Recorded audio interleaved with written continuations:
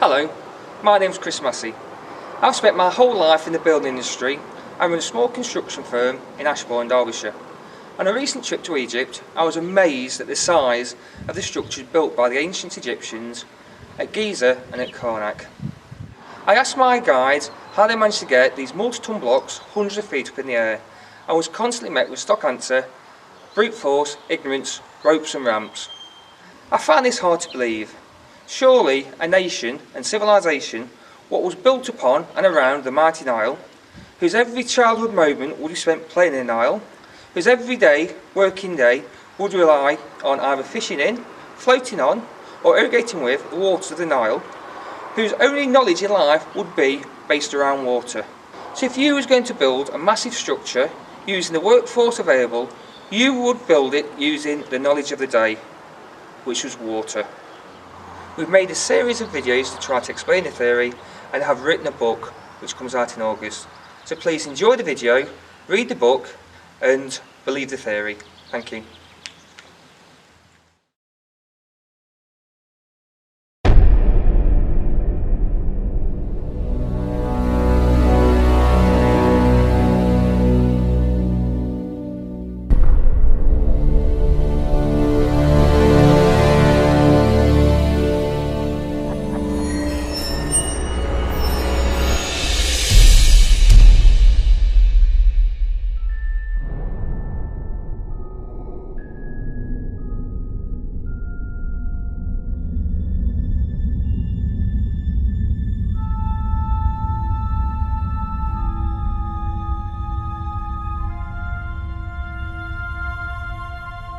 Our journey starts at the harbour, positioned close to the Great Pyramid Quarry. Each block is prepared for its voyage to the summit of the Giza Pyramid construction site by attaching floats. These floats, made of inflated animal skins and stomachs, are held securely in place using ropes and reed matting. Flood season arrives, and the water rises to fill the harbour and canal system. The blocks, all prepared with floats, are surrounded by water. As the height of the Nile begins to reach above them, the blocks begin to rise.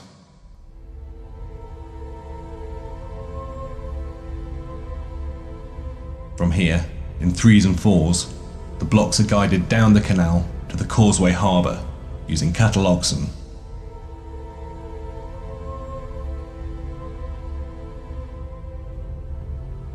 The next stage is where the benefits of Chris's unique system for raising blocks to a higher level comes into play. The causeway that leads from the canal to the pyramid precinct is essentially a massive pipe or culvert that seals in hundreds of gallons of water.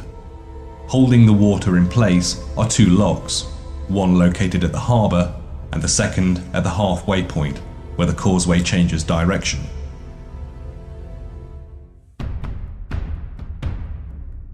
The blocks are guided into the open lock, a few at a time until it is fully loaded, and then the first gate is closed behind them.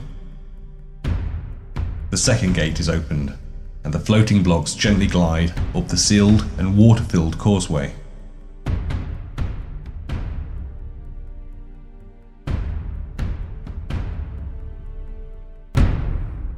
The second lock reduces the load on the lower gates from the many tons of water.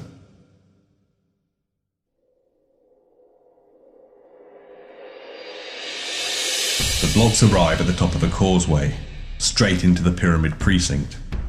Each set in turn would then be delivered to the different shafts on each side of the pyramid by workers using reed boats. On each side of the pyramid, water-filled shafts extend up to the work area. As with the causeway, it starts with a sealed lock where the blocks are guided in.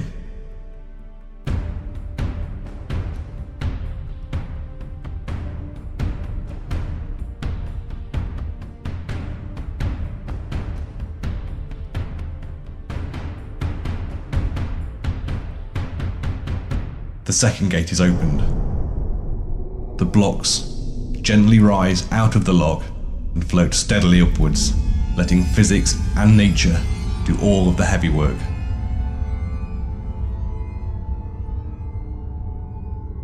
This simple process cuts out thousands of man-hours of building gigantic ramps and dragging massive and extremely heavy lumps of rock around with ropes and brute force alone.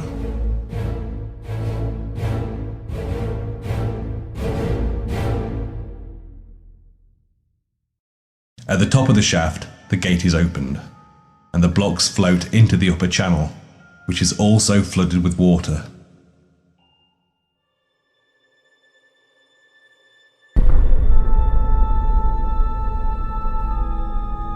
A series of watertight gates are positioned around the upper channel to allow sections to be drained as needed.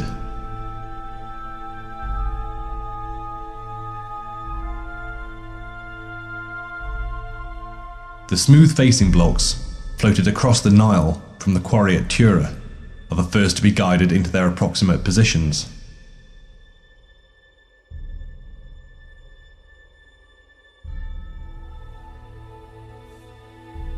The outer gate is raised slightly, letting the small section of water drain away and the blocks sink onto the ground along with it.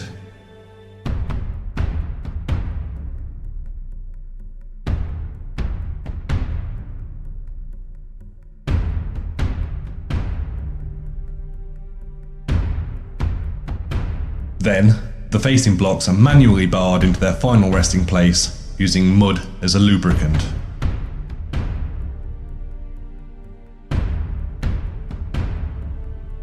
When a section of facing blocks has been completed, the channel wall is extended on top of them.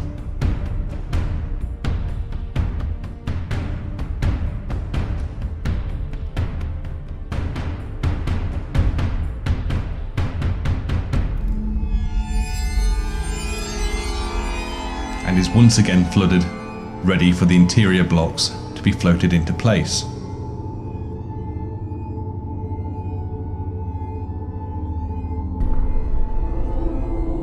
Another huge problem that the flotation theory solves is that of turning corners.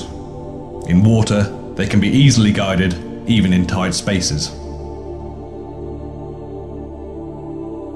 And they're guided into place using the water-filled channel maintained at the top of the pyramid construction site.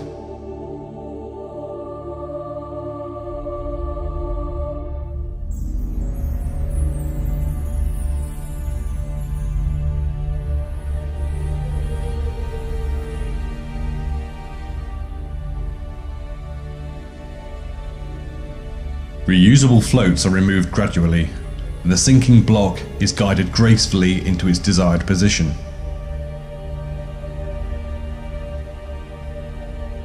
This process being repeated around the pyramid and at each level. Using this technique, the ancient Egyptians could have built Khufu and many of its massive structures without the need for vast workforces. But more importantly, with relative ease, using something they had in abundance: water.